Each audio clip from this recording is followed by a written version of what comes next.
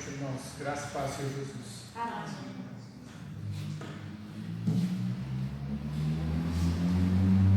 Pegue as suas Bíblias. Vamos abrir as nossas Bíblias lá no livro de Atos, no capítulo 11.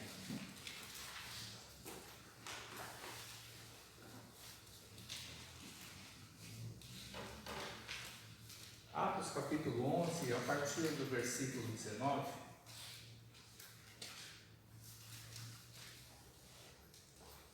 Existe uma coisa interessante, né? No título da minha Bíblia, no versículo 19, ele diz ali que os discípulos eles são chamados de cristãos em Antioquia. Pela primeira vez, né, no Novo Testamento, essa palavra cristão, ela aparece na Bíblia. E muitas vezes a gente não se dá conta do significado de ser cristão. Na Bíblia, a palavra cristão, ela quase nunca aparece.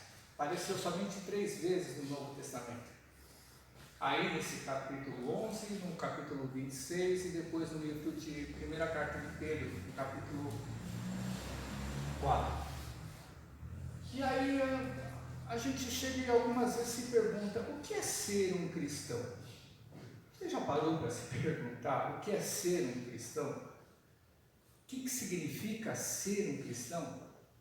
Né? Muitas vezes a gente chega e nós mesmos, a gente se autodenomina crentes, né? Nós nos autodenominamos crentes para nos diferenciar dos outros religiosos, né, que existem, né, que também são chamados de cristãos. Hoje em dia, principalmente nos dias de hoje, você chega em qualquer pessoa praticamente na rua que você cruza, que tem uma religião, a grande maioria delas se autodenomina cristãos. Sejam eles católicos, sejam eles protestantes, sejam eles ortodoxos, sejam eles espíritas. Até os espíritas se autodenominam cristãos, né? Porque eles chegam e eles hoje eles pregam o Evangelho, né? Segundo Jesus Cristo. E aí nós, crentes, nós nos chamamos de evangélicos, nós nos chamamos de crentes somente para nos diferenciar. Mas lá, no primeiro século, nos primeiros anos pós-cristianismo, esse evento aconteceu mais ou menos nos anos 40, 50, né, da era cristã, ou seja, 10, 15, 20 anos depois que Jesus ele foi para o céu. Esses discípulos eles começaram a ser chamados de cristãos. Aí eu vou falar para vocês lerem comigo, eu vou comentar um pouquinho o significado do que quer dizer a palavra cristão, né? Vamos fechar os nossos olhos, vamos orar ao Senhor, mais uma vez. Senhor nosso Deus e nosso Pai, obrigado, ó Pai, por estarmos aqui na Tua casa. Obrigado, Senhor, porque Teu Espírito Santo nos trouxe aqui esta noite, Senhor. Nos trouxe, Senhor, para que pudéssemos entregar o nosso sacrifício de louvor, de adoração, as nossas ofertas, as nossas orações, para que pudéssemos ouvir, ó Deus da glória, o testemunho, Senhor, que a nossa irmã nos contou essa noite, para que nós também possamos ouvir a Tua voz, a Tua mensagem, Senhor, e pedimos ao Ti, ó Pai, pelo Teu Santo Espírito, que o Senhor venha falar no nosso coração. Também nesse mesmo tempo, ó Pai, porque desde a hora que nós nos reunimos aqui para cultuar o Teu santo e maravilhoso nome, Deus, nós sabemos que o Senhor já tem tratado no coração de cada um daqueles que estão presentes, Pai. Pedimos a Tua bênção, Senhor, pedimos, ó Deus da glória, Senhor, que o Teu Espírito venha abrir no nosso entendimento, e que todos, Senhor, venhamos a sair aqui da Tua casa para os nossos lares abençoados, felizes, alegres, cheios da Tua paz e do Teu poder, ó Pai, é o que nós te pedimos e agradecemos em nome de Jesus Cristo, Senhor. Amém. Amém. Então vamos ler lá. Capítulo 11 de Atos, a partir do versículo 19, vamos ler até o final. O título da mensagem de hoje é exatamente isso. O que significa nós sermos cristãos? Diz ali no versículo 19: Então, os que foram dispersos por causa da tribulação que sobreveio a Estevão se espalharam até a Fenícia, Chipre e Antioquia, não anunciando a ninguém a palavra senão somente aos judeus. Alguns deles, porém, que eram de Chipre e Cirene e que foram até Antioquia, falavam também aos gregos, anunciando-lhes o Evangelho do Senhor Jesus. A mão do Senhor estava com eles, e muitos crendo se converteram ao Senhor. À noite, a notícia a respeito deles chegou aos ouvidos da igreja que estava em Jerusalém, e enviaram Barnabé até Antioquia. Tendo ele chegado e vendo a graça de Deus, alegrou-se e exortava a todos que com firmeza de coração permanecessem no Senhor, porque era homem bom, cheio do Espírito Santo e de fé, e muita gente se uniu ao Senhor. E partiu Barnabé para Tarso à procura de Saulo. Tendo-o encontrado, levou-o para Antioquia, e por todo um ano se reuniram naquela igreja, e ensinaram a numerosa multidão. Em Antioquia foram os discípulos pela primeira vez chamados cristãos. Naqueles dias desceram alguns profetas de Jerusalém para Antioquia, e apresentando-se um deles, chamado Ágabo, dava a entender pelo Espírito que estava para vir grande fome por todo o mundo, a qual sobreveio nos dias de Cláudio. Os discípulos, cada um conforme as suas posses, resolveram enviar socorro aos irmãos que moravam na Judéia, o que eles com efeito fizeram, enviando aos presbíteros por intermédio de Barnabé e de Saulo. Então aí no versículo 16, nós chegamos e vemos a parte B. Em Antioquia foram os discípulos pela primeira vez chamados cristãos. Se alguém chega e pergunta para nós o que significa ser cristão, óbvio que nós vamos chegar e vamos responder de bate-pronto.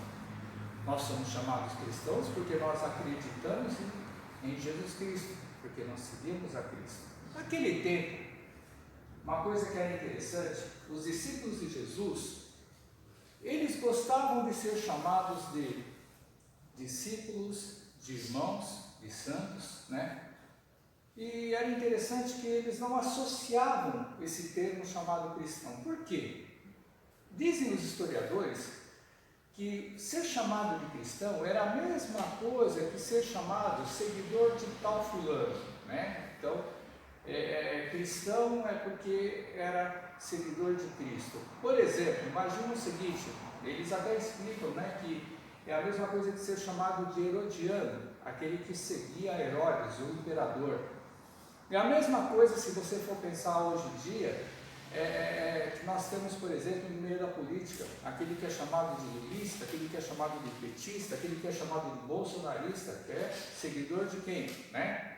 Do Bolsonaro, do Lula, do partido PT. Né? Então, antigamente, eles não gostavam muito de ser associados dessa maneira. Mas o que é interessante é que neste lugar chamado Antioquia, que nós vamos falar um pouquinho, né, esses discípulos eles começaram a ser chamados de cristãos porque eles começaram a mostrar, as pessoas elas começavam a enxergar que aquelas pessoas que conviviam naquela comunidade, ou seja, dentro da igreja, aí eu vou falar para vocês que não tem como nós sermos cristãos se nós não estivermos vinculados a uma igreja. A gente só consegue ser chamado de cristão a partir do momento em que estamos fazendo parte de uma igreja, porque a igreja ela é um reflexo, ou ela é, sabe, o meio pelo qual um cristão ele exerce aquilo pelo qual ele foi chamado. Só que o termo de cristão, quando eles foram chamados pela primeira vez, apesar da Bíblia ela citar pouquíssimas vezes, isso daí foi uma marca registrada que foi adquirida conforme o tempo. Mais ou menos 1 ou 2 séculos depois, esse termo cristão, esse termo cristianismo, esse termo que muitos chamam de um termo religioso, e eu vou falar para vocês que o termo religioso ele é muito pouco para se falar de Jesus. O termo religioso é muito pouco para se falar de nós que fazemos parte de uma igreja. O termo cristão, o termo religioso, ele é muito pequeno e insignificante para o que é Jesus Cristo para as nossas vidas, o que Ele deveria ser, o que Ele tem que ser nas nossas vidas. Então, o nome cristão, hoje, nas nossas vidas, no nosso dia a dia, a gente diminui tanto que a gente significa, sabe, a gente só mostra, a gente só fala que é cristão, ou que somos crentes, não importa o que quer que seja, né? Mas deveríamos ser chamados de cristãos para que a gente pudesse estar sempre lembrando disso daí, essa marca registrada de Jesus Cristo. Ou seja, o ser chamado de cristão, ele não pode ser vinculado única e exclusivamente a um termo religioso, não pode ser vinculado única e exclusivamente ao fato de eu, por exemplo, nós que estamos aqui, nós somos chamados de cristãos porque congregamos e somos membros ou visitantes ou simpatizantes da Igreja Batista em Lençóis Paulista. Não importa se é a Igreja Batista, se é a Assembleia de Deus, se é quadrangular, não importa qualquer que seja a denominação que prega Jesus Cristo. Nós, para sermos chamados de cristãos, nós temos que mostrar o exemplo de quem é Jesus na nossa vida. E aí, esse texto que nós lemos aí, ele vai falar um pouquinho do significado, sabe, que muitas vezes nós não damos valor ou nós nem temos a noção do que é ser um seguidor de Cristo. Então ele vai começar o texto aqui que nós lemos no capítulo versículo 19, falando o seguinte, que os irmãos, né, no caso, eles foram dispersos por causa do quê? Da perseguição que veio a Estevão. Se você voltar 3 capítulos atrás, no capítulo 6, 7, a gente vai ouvir falar sobre a história de Estevão. Quem foi Estevão? Estevão, ele foi um dos primeiros diáconos levantados pela igreja, né, para que os diáconos eles pudessem fazer o serviço mais simples, vamos falar assim, né, se a gente comparar ao serviço do apóstolo, o serviço daquele que foi discípulo de Jesus Cristo, né, que ele tinha que se preocupar em pregar e anunciar o Evangelho, ele tinha que se preocupar em orar pela igreja, orar pelos irmãos, orar para que esse Evangelho ele se propagasse.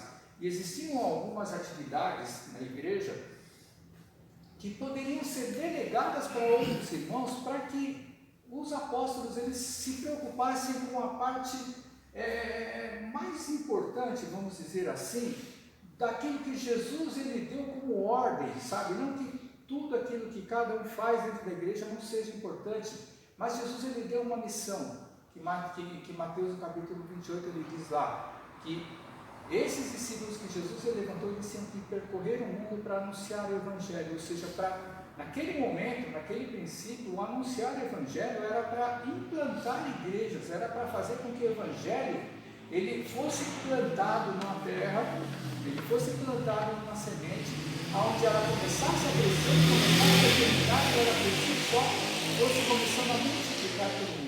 Hoje, por exemplo, nós estamos praticamente com quase todo mundo, né? Não no mundo todo, mas em grande parte do mundo, nós temos o Evangelho espalhado e as igrejas elas estão trabalhando em prol da obra, né? Em prol do Evangelho, da missão que Jesus ele deu para todos ali. Só que ainda falta muita gente a ser alcançada, inclusive aqui na nossa cidade, né? Em qualquer lugar que você esteja, se você perguntar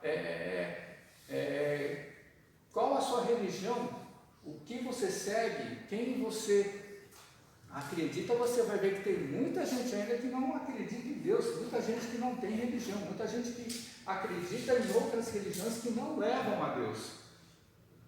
E aí o que aconteceu? Essa perseguição, Estevão foi um homem cheio de fé, um homem cheio de sabedoria, um homem cheio do Espírito Santo, tudo isso está registrado lá no capítulo 6 de Atos.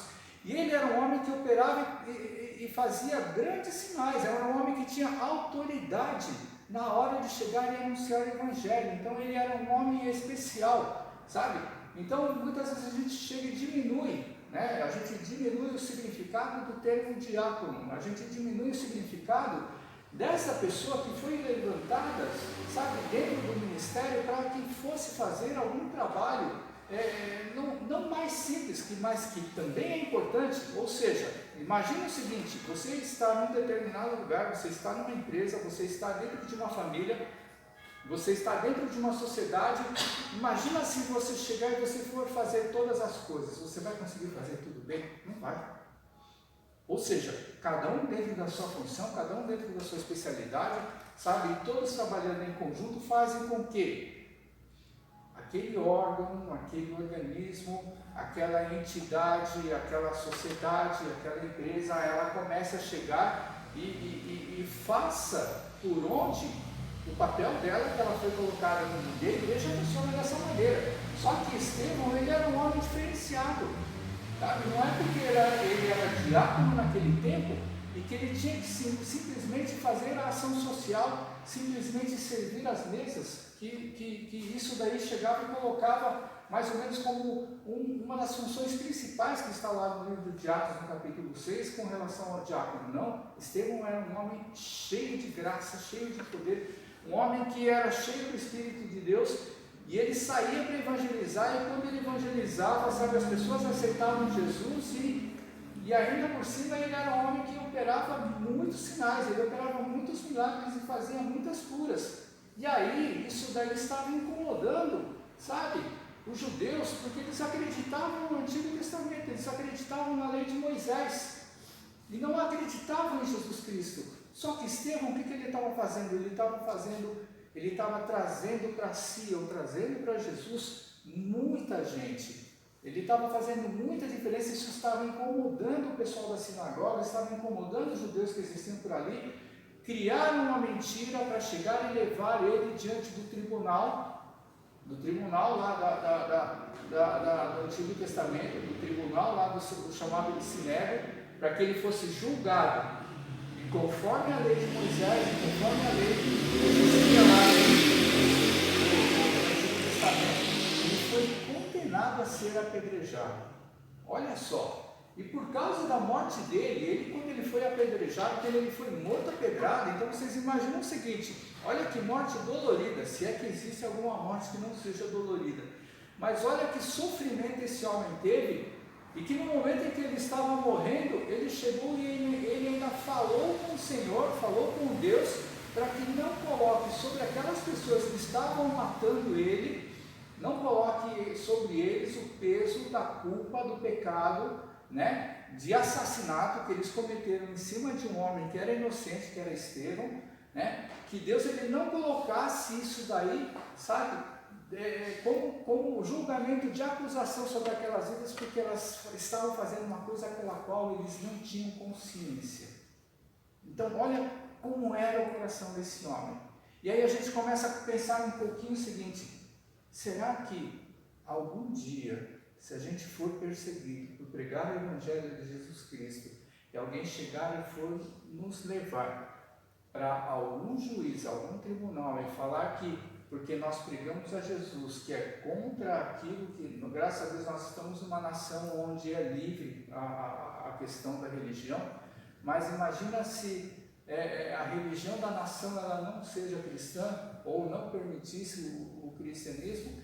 Imagine se a gente estivesse nessa posição de Estevão, se alguém chegasse e nos levasse para um tribunal, e porque a gente é cristão, a gente chegar e ser condenado à morte, será que a gente iria ficar até o fim, sabe? Falar, não, eu continuo a ser cristão até o final, eu continuo a ser servo de Jesus, Cristo até o fim, até a morte.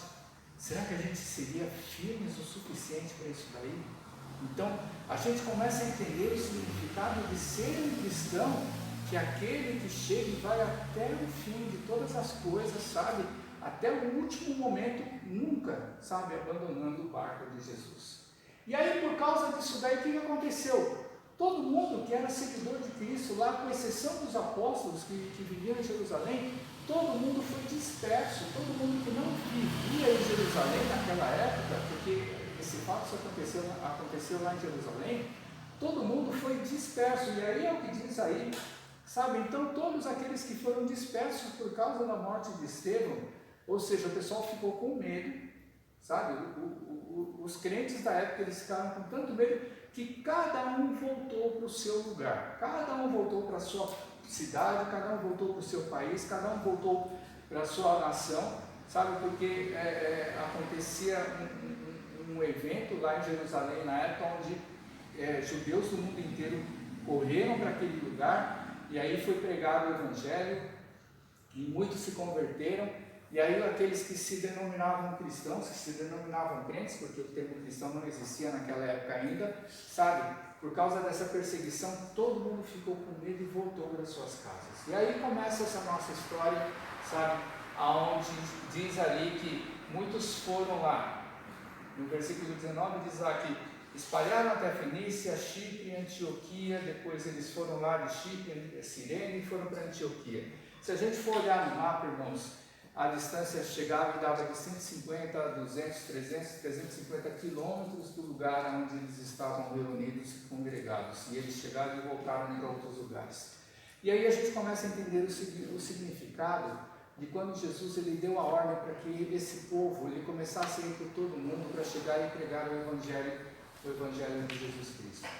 Só que você imagina o seguinte, você começa a ser perseguido e você vai, foge, volta para um lugar, volta para o seu lugar, ou você vai para algum outro lugar para fugir dessa perseguição, sabe?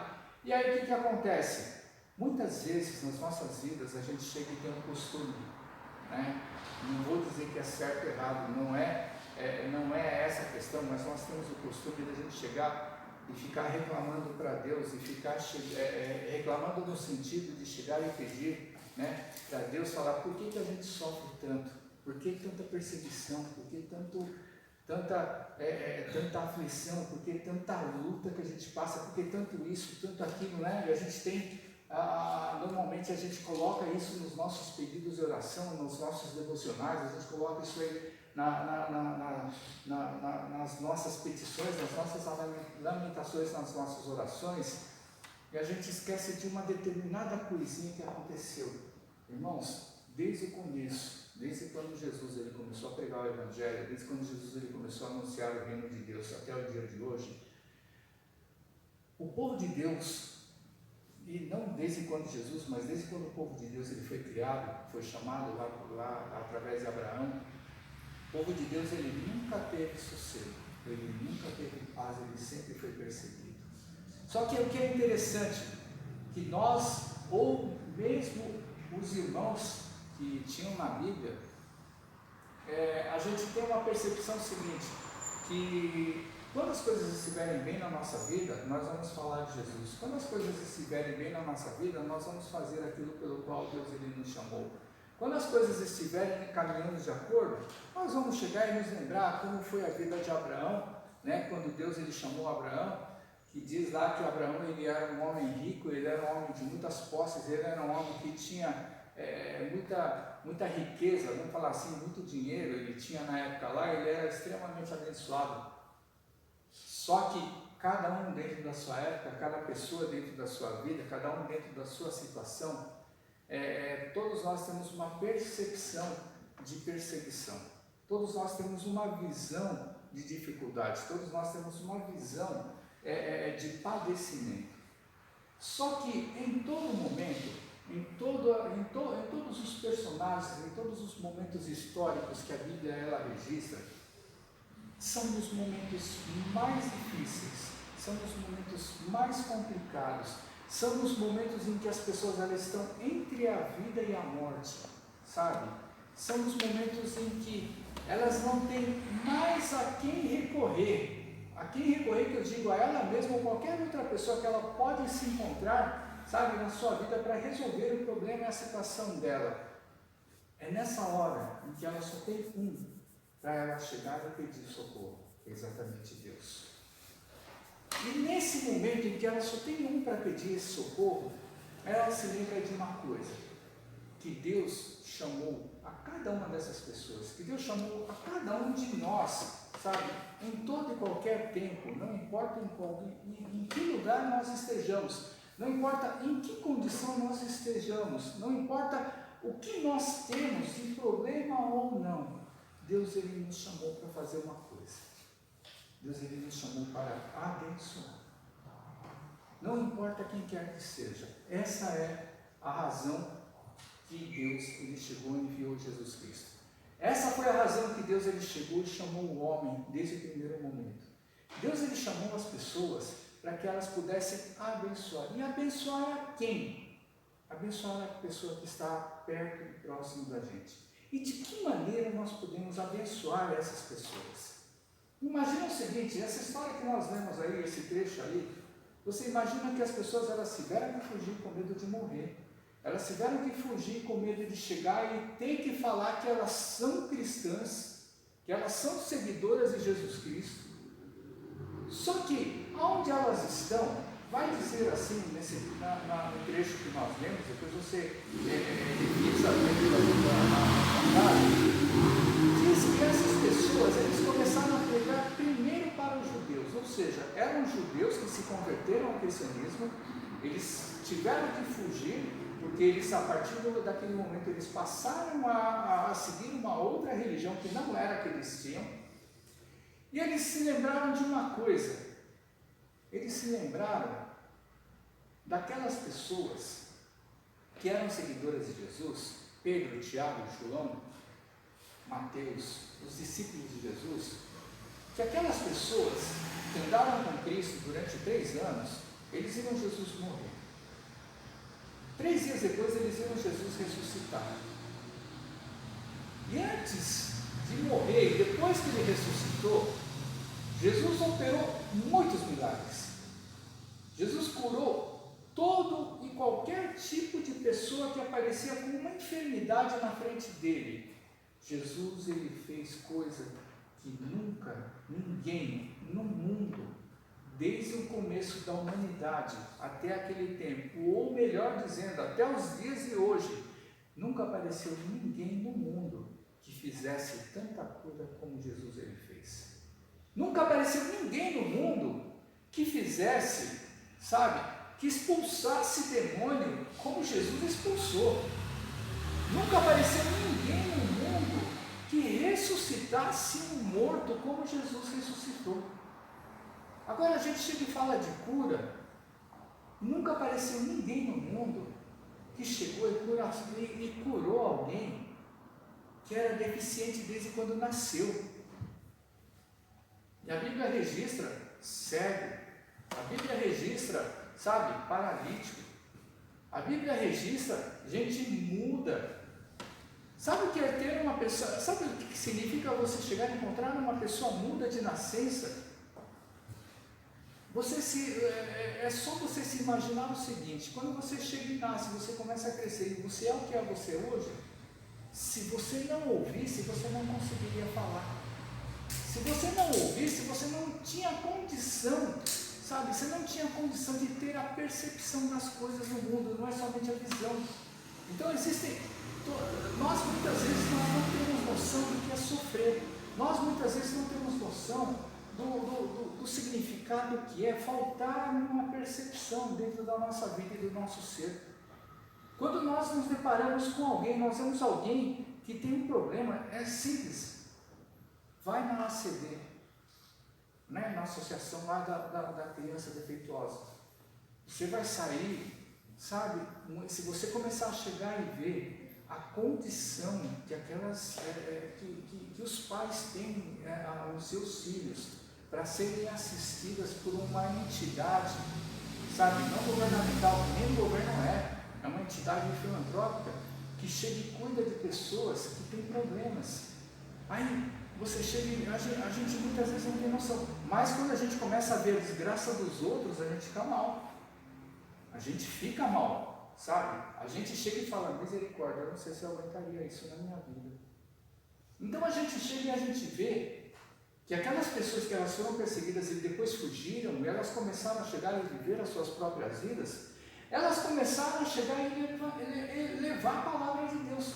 E muitas vezes nós como crentes hoje, muitas vezes nós como cristãos hoje em dia, muitas vezes nós nos esquecemos no nosso problema, na nossa luta, na nossa vida, no nosso dia a dia, que Deus ele nos deu uma missão, que Jesus ele nos chamou para uma coisa, para 2 aliás, Jesus ele nos chamou em primeiro lugar para que a gente pudesse habitar e viver eternamente com Deus.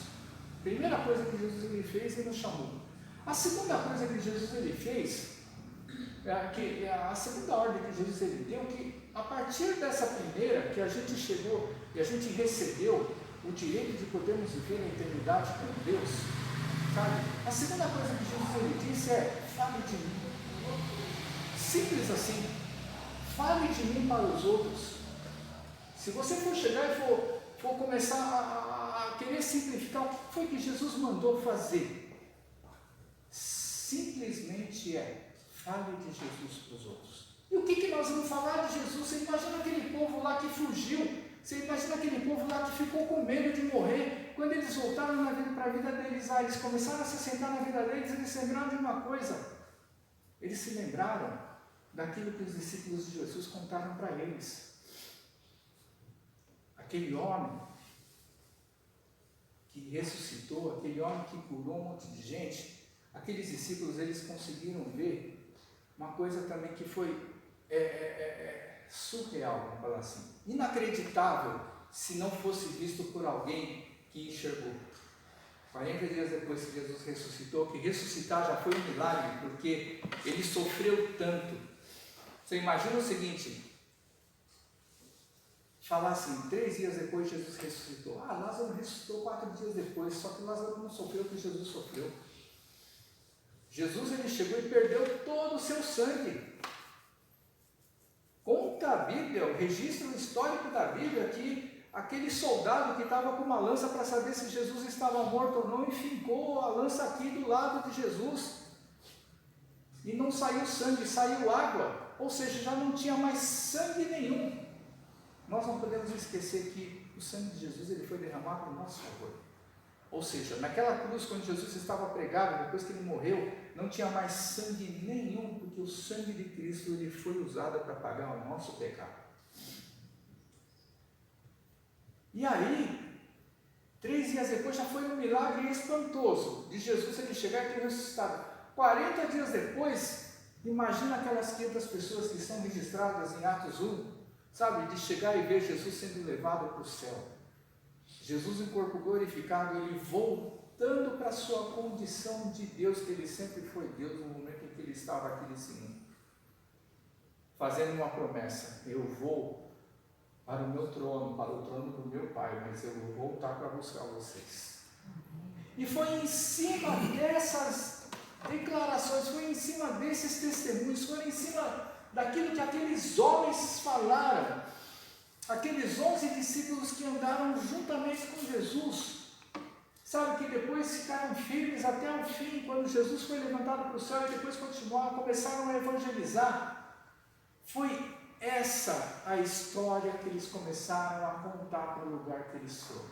Aí eu vou dizer para vocês, porque essa história, ela começou a chegar e entrar no coração das pessoas e ela vive até hoje no mundo inteiro, por causa de uma figura que se chama Espírito Santo de Deus. É por causa do Espírito Santo de Deus, que é o próprio Deus nas nossas vidas, que fez com que essas pessoas começassem a acreditar naquele nome, começassem a acreditar naquele nome, Jesus Cristo, sabe, que levou os pecados do mundo, que levou os pecados das pessoas, e a partir do momento que elas começaram a acreditar, os milagres começaram a acontecer.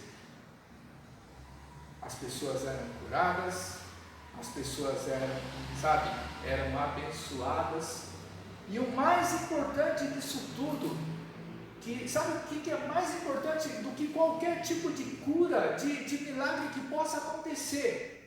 O nome de Jesus, ele não espalha, ele reúne. Foi por causa disso que começou a existir a igreja. A igreja, ela foi feita não para espalhar, ela foi feita para ajuntar. Não importa que é esse nome da igreja que nós estamos, tem uma placa, tem um nome. Não importa se a igreja da outra esquina, da outra quadra, do outro lado da cidade tem outro nome. A igreja de Jesus Cristo, da qual todos aqueles que pregam o seu nome, independente do nome da placa que elas têm, a igreja de Jesus, ele criou, a igreja de Jesus ele chamou, a igreja de Jesus ele começou a formar através dos seus discípulos, esse nome, essa igreja, sabe, universal que é chamada, essa igreja ela foi feita para que o povo começasse a juntar. Vocês pensam o seguinte, muitas vezes a gente imagina o seguinte, que essa divisão toda, essa espalhação toda, essa concentração de massas que existe, que cada um está no seu canto, isso daí sempre Vocês acham que só é coisa do dia de hoje? Não, isso daí sempre existiu na vida. As pessoas sempre brigaram, as pessoas sempre discutiram, as pessoas nunca se entenderam, sabe? As famílias sempre tiveram problemas entre si. Só que Jesus, esse nome de Jesus que começou a ser pregado, sabe? Esse nome de Jesus, ele fez com que um milagre maior não eram as curas, mas o milagre maior é fazer com que as pessoas elas começassem a se juntar para falar, sabe? Para ouvir, para conhecer um pouco melhor das maravilhas que Deus ele tem. E aí começa a se juntar rico com pobre, miserável com abençoado, doente com pessoa que tinha saúde, sabe? Feliz com triste. Não importava a classe social, não importava a condição social, não importava o credo, não importava a raça. Aí vai dizer lá que muitas vezes a gente não entende o significado de gentio, não entende o significado de grego, não entende o significado de judeu, só para a gente poder entender um pouquinho. Judeu não se mistura com ninguém, isso acontece até os dias de hoje. Judeu só se mistura com judeu, com mais ninguém. Sabe como é que funciona igual dessa maneira? Maçom não mistura com ninguém, maçom só mistura com maçom. É mais ou menos isso que se você já ouviu falar de maçonaria. Judeu é a mesma coisa, judeu não se mistura com ninguém. Só que aquele que começou, que era judeu e se converteu a Cristo, quando começou a falar de Jesus para as pessoas, e o Espírito Santo de Deus começou a tocar no coração das pessoas, e começou a chamar essas pessoas para começarem a conviver e andarem junto com aquelas pessoas, Deus ele começou a fazer uma coisa tão tremenda no mundo naquela época, e que existe até os dias de hoje. Se a gente for começar a gente nos analisar, nós aqui estamos em poucas pessoas, mas se nós formos começar a nos analisar, sendo que tipo de pessoas que cada um de nós é, sendo que tipo de coisas que cada um de nós gosta, sendo que tipo de pessoas que cada um de nós tem a percepção daquilo que nos agrada, a gente vai ver que nenhum de nós consegue se conviver com ninguém. A gente vai ver que nenhum de nós consegue chegar e ter comunhão com ninguém. Mas quando a gente fala em Jesus, quando a gente começa a falar na igreja de Jesus, é esse nome que faz com que a diversidade de pessoas, a diversidade de pensamentos, a diferença que cada um de nós tem, faz com que nós nos reunamos e nos comunguemos juntamente. Só que o ser cristão é muito mais que isso, tá, irmãos? A gente vai ver o seguinte, no versículo 21 diz assim: a mão do Senhor estava com eles, porque eles começaram a chegar e evangelizar, eles começaram a falar de Jesus para aqueles que não eram judeus, eles começaram a falar para todo e qualquer tipo de pessoas, e aí começou a ter esse ajuntamento que eu falei para vocês. Aí no versículo 21 vai dizer assim: e muitos creram que se converteram ao Senhor. Essa notícia, ela chegou até Jerusalém, ela chegou até no centro da igreja de Jesus, ela chegou, sabe aonde? Na única igreja na primeira igreja que foi criada, que era a igreja onde estava Pedro, Tiago, João, Mateus, sabe? Todos os discípulos de Jesus, que eles estavam ali reunidos em Jerusalém, eles não tinham saído dali, daquele lugar ainda. Isso chamou a atenção deles, porque o único lugar que existia igreja era em Jerusalém. Chamou tanto a atenção deles que eles enviaram um cara chamado Barnabé. E quando você começa a chegar e ler o significado daquilo que Barnabé tinha, porque diz ali assim, enviaram Barnabé até Antioquia, e no versículo 24 diz assim: Barnabé ele era um homem bom, cheio do Espírito Santo e cheio de fé. As mesmas qualidades que Estevão tinha quando ele foi levantado como diácono antes. As mesmas qualidades que Estevão tinha, sabe, como servo de Jesus Cristo. Então eu vou falar para vocês que para a gente ser cristão, nós temos que ser pessoas boas. Para a gente ser cristão, nós temos que ser cheios de fé. Para sermos cristãos, nós temos que ter o Espírito de Deus na nossa vida. Todos nós temos. Quem aceitou Jesus, quem acredita em Cristo, a partir do momento que aceitou Jesus na sua vida, o Espírito Santo ele já está no coração dele, já está no coração dessas pessoas, porque Jesus ele disse lá em João, capítulo 14, 15 e 16. O Espírito Santo ele ia vir para esse mundo para chegar e convencer todo o coração do pecado, da justiça e do juízo. E que o Espírito Santo ia levar toda e qualquer pessoa a quem? A toda a verdade que é Jesus Cristo. Ou seja, quando a gente fala que nós somos de Jesus, o Espírito já está no nosso coração. Só que muitas vezes as pessoas elas não reconhecem isso. Muitas vezes elas falam, eu nem sei quem é o Espírito de Deus. Só que quando você começa a ter experiências de oração, quando você começa a ter experiências de meditação dentro da palavra de Deus, e você chega e começa a ver o que esses homens, o que a Bíblia diz, sabe, sobre Paulo, sobre Pedro, sobre João, sobre essas cartas que existem lá no Novo Testamento, então a gente vai começar a entender o seguinte, de que maneira o Espírito de Deus ele trabalhava no coração dessas pessoas para elas poderem falar de Jesus, para elas poderem fazer as obras do Senhor. E aí eles enviaram a igreja de Jerusalém, o centro da igreja, aliás a única igreja que tinha, eles chegaram e enviaram esse Barnabé ele era um missionário novo na época, mas ele era um dos homens que começou a sair pelo mundo afora para chegar e pregar o Evangelho. E ele chegou e foi nessa igreja, sabe, nessa comunidade, nessa cidade chamada Antioquia, exatamente para quê? Olha só o que diz lá no versículo 23. Quando ele chegou lá naquele lugar, sabe, ele viu a graça de Deus, ele viu, sabe o que? Ele viu a comunhão dentro daquela comunidade, ele viu a comunhão dentro daquele lugar, sabe, daqueles irmãos que começaram a se autodenominar cristãos, se autodenominar crentes, e ele viu que aquelas pessoas estavam fazendo exatamente aquilo que está registrado no livro, no capítulo 2 de Atos, quando ele fala da igreja. Quando ele fala lá que os irmãos eles se viam em comunhão, eles partiam o pão de casa em casa, eles estavam sempre juntos, sabe, para louvar a Deus, para ouvir a palavra de Deus, para poder se conhecer mutuamente, e eles sempre se ajudavam uns aos outros. Aí a gente começa a ver o seguinte, olha como o significado de ser cristão, ele é muito mais do que eu me denominar crente. É muito mais do que, é um compromisso, é um modo e um estilo de vida que se perdeu. Infelizmente, o ser cristão hoje em dia, ele se perdeu. Ele se perdeu para boa parte dos evangélicos, ele se perdeu para boa parte dos crentes, ele se perdeu para boa parte daqueles que se autodenominam cristãos. Hoje, o ser cristão é aquele que chega e muitas vezes vai na igreja lá, sabe, para ouvir bênçãos. É muitas vezes aquele que vai na igreja lá para receber, sabe, porque está passando um período, uma situação difícil na sua vida lá, para chegar e vai para a igreja para ouvir e pedir uma oração para ser abençoado. Aí a pessoa é abençoada, ela vai, chega e volta para a sua velha vida e esquece do compromisso que foi assumido com Jesus Cristo. Porque a partir do momento em que a gente começa a seguir Jesus, a partir do momento em que a gente aceita, e a gente começa a entender o significado da cruz, a gente começa a entender o significado da gente ser morador do céu. Imagina o seguinte, Deus ele sempre disse, sede santos porque eu sou santo. Vocês imaginam o seguinte, que nosso Deus, ele não tem pecado nenhum, o pecado não compactua com Deus. Nosso Deus, que é o Criador, sabe, que é o formador, que é aquele que nos chamou, ele nos prometeu que a gente vai viver a eternidade com ele, através do seu Filho Jesus Cristo.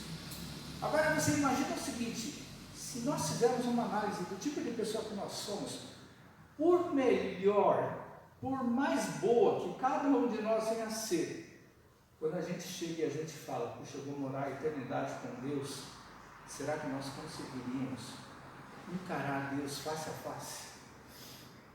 A Bíblia fala lá no primeiro livro de Coríntios, capítulo 13, que hoje nós vemos a Deus como que por imagem refletida no espelho, mas vai ter um dia que nós vamos enxergar o Pai face a face, nós vamos olhar para Jesus face a face. Você iria conseguir encarar Deus, você iria conseguir encarar Jesus Cristo, sabe, de cara assim, lembrando que Jesus foi aquele que morreu por nossos pecados, lembrando que Jesus foi aquele que pagou um preço de sangue, de morte na cruz pelos nossos pecados. Então, irmãos, olha só como o ser cristão é uma coisa muito mais profunda do que nós nos autodenominarmos e nós falarmos que nós somos crentes. Aí quando esse Barnabé, ele chega lá, ele começa a chegar, ele se maravilhou, sabe, com a comunhão que aquela igreja tinha, e ele chegou e falou uma coisa, simples, mas extremamente profundo. Ele exortava aqueles irmãos a perseverar na fé, sabe, e ficar firmes em Jesus. Mas, se a gente começar a pensar, a gente fala, mas eu estou firme em Jesus. Será que nós estamos firmes mesmo em Jesus? Será que quando vem uma doença que vai nos entristecer, nos chatear bastante, quando chega e fala que essa doença é uma doença séria? Será que quando a gente chega e a gente perde um emprego, a gente chega e fala assim, puxa vida, a situação de trabalho está tão difícil aí fora no mundo, será que eu vou conseguir arranjar um emprego? E o tempo vai se passando. Eu vou falar para vocês, irmãos, eu já tive a experiência de ficar muito tempo desempregado. E se não fosse Jesus na minha vida, eu ia falar para vocês, eu ia entrar em desespero. Mas, quando a gente está acreditando e tem fé no Senhor, sabe, Deus é aquele que entra com providência em todas as áreas da sua vida. Dificuldades todos nós passamos, problemas todos nós temos, mas você pode lembrar de todo e qualquer problema que você tem, uma hora vai passar. É óbvio que quem tem uma doença, uma deficiência que vai carregar o resto da sua vida, ela vai chegar a ter esse problema lá. Mas eu vou falar para vocês, é possível ser feliz com Jesus Cristo. É possível a gente chegar e a gente viver a nossa vida crendo e ter esperança no Senhor. Porque aquilo que Deus ele prometeu é muito maior do que o problema que nós passamos hoje nas nossas vidas. Só que, para a gente conseguir ser forte na vida, para a gente conseguir estar em pé na nossa vida, a gente precisa de uma coisa, a gente precisa da igreja. E a igreja, eu falo, não é do prédio, a gente precisa da igreja que foi levantada naquele tempo. Sabe qual foi a igreja que foi levantada naquele tempo? É como se fossem nós aqui, irmãos, que estamos em acho quase 20 pessoas aqui. A igreja eram as pessoas. Aí a gente vai ver o seguinte, sabe? No final ele vai dizer assim, né? Ele vai chegar e foram pela primeira vez esses homens, eles foram chamados de cristãos, num termo carinhoso, ou seja, foram chamados de cristãos porque eles começaram a chegar, eles começaram a se enxergar que eram seguidores de Cristo. E aí no final desse capítulo que a gente chega e a gente vê aí, e é onde muitas vezes as pessoas elas fogem, ou muitas vezes as pessoas elas canalizam as coisas porque elas sentem dó de uma outra situação que acontece aí fora no mundo. Mas vai dizer o seguinte, que a partir do momento que eles se entenderam como igreja, vai dizer o seguinte, se você chegou e você se lembra do texto que nós lemos aí, apareceu um homem, um crente que chegou, ele teve uma revelação de Deus, dizendo que a fome ia ser muito grande por aqueles tempos lá. E realmente a gente vai ver em alguns momentos da Bíblia, no capítulo 17 de Atos, a gente vai ver no livro de Filipenses registrado, a gente vai ver o seguinte, que os irmãos que viviam lá em Jerusalém, eles estavam passando por uma fome muito grande, ou seja, eles estavam passando por uma miséria muito grande, porque era terrível a assolação que o Império Romano ele fazia sobre os cristãos na época lá. E eles não tinham condições, eles não conseguiam trabalho, eles não conseguiam chegar a ter sustento, e eles estavam passando necessidades. E aí o que aconteceu com esses irmãos? E eles foram tocados exatamente nisso. Ou seja, faltava uma coisa para essa comunidade ela chegar e se autodenominar cristã e eles conseguirem entender o sentido de igreja. Vai dizer que essa igreja de Antioquia começou a juntar e recolher doações, não somente financeiras, mas doações em alimentos, para que fossem levados para aqueles irmãos que viviam em Jerusalém. Tá? Ou seja, a igreja, ela existe também. Uma igreja que tem comunhão, ela não consegue ter comunhão somente nas coisas boas, mas a igreja ela só tem comunhão quando nós compartilhamos as coisas ruins e também nós juntamente, não somente em oração, a igreja como uma comunidade, ela se ajuda mutuamente, tá? E muitas vezes nós não conseguimos entender o significado daquilo que está em Atos, no final do capítulo 2, no final do capítulo 2, depois vocês leiam a parte que diz ali, como viviam os primeiros convertidos, como viviam a primeira comunidade de cristãos que existiam. Mas a gente vai ver o seguinte, uma coisa que o livro de Tiago ele fala que é tremendo. Olha só, abre comigo lá no livro de Tiago, capítulo 5. Muitas vezes a gente não se atenta para o detalhe, porque a gente só está preocupado, sabe, em olhar para uma única coisa das nossas vidas como cristão. Mas olha como o Tiago ele fala, ele traz uma exortação para a igreja, ele traz uma exortação para os irmãos de como os cristãos eles têm que agir.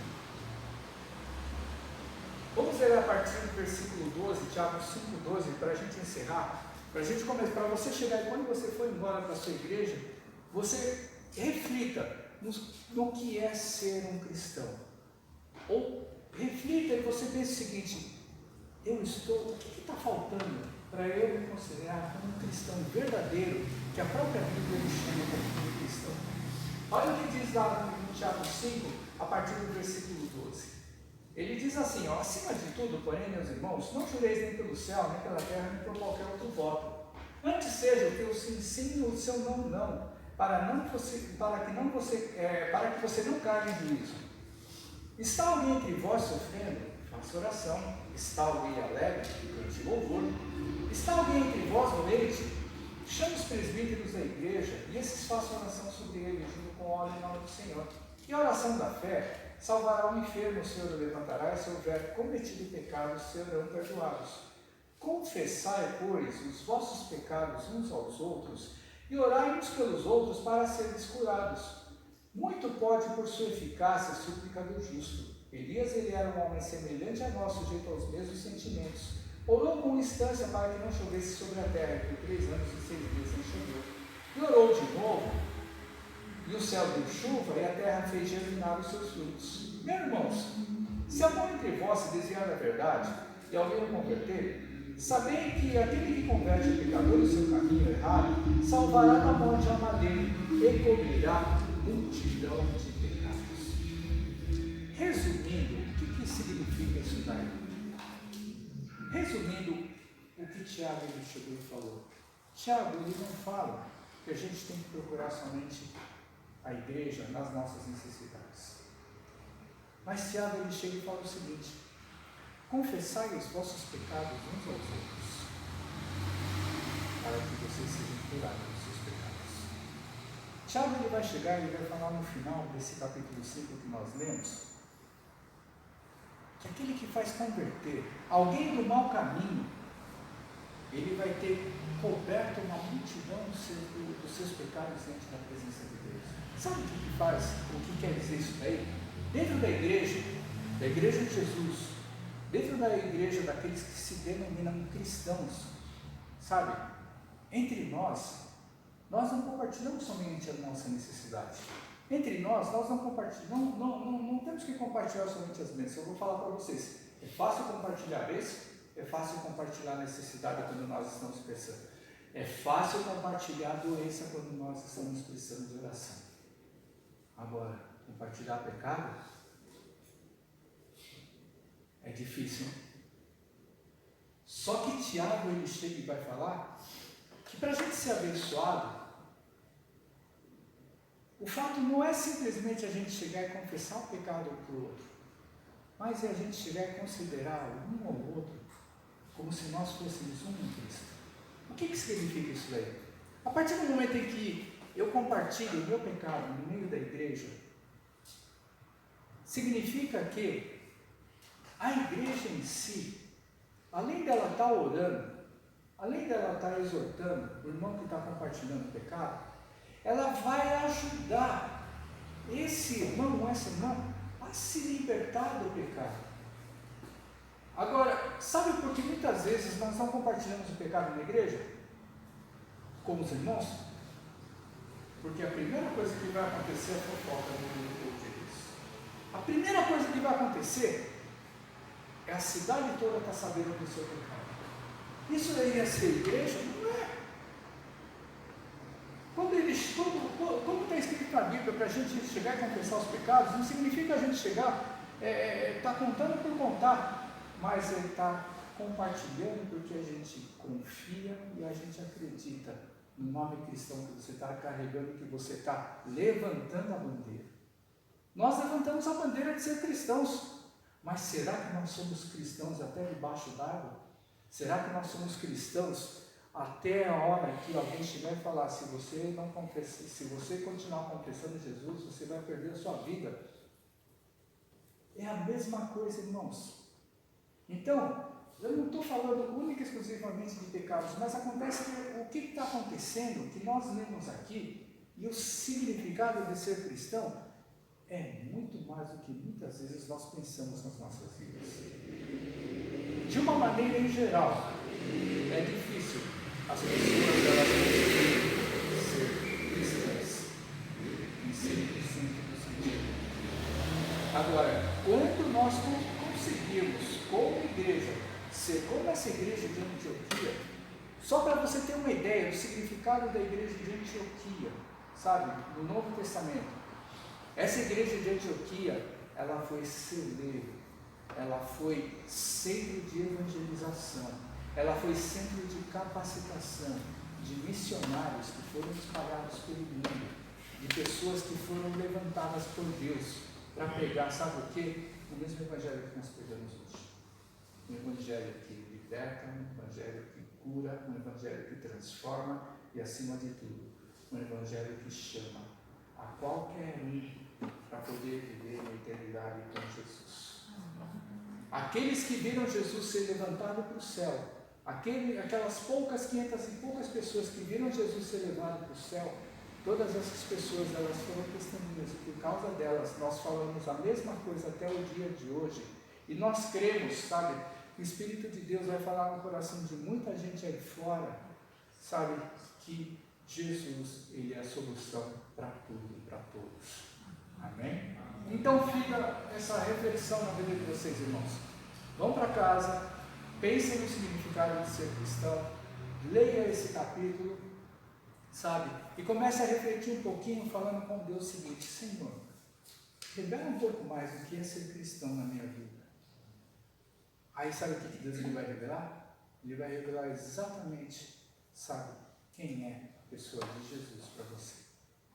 Que é muito mais, mas, sabe, 1000 vezes mais do que muitas vezes nós pensamos ser Cristo.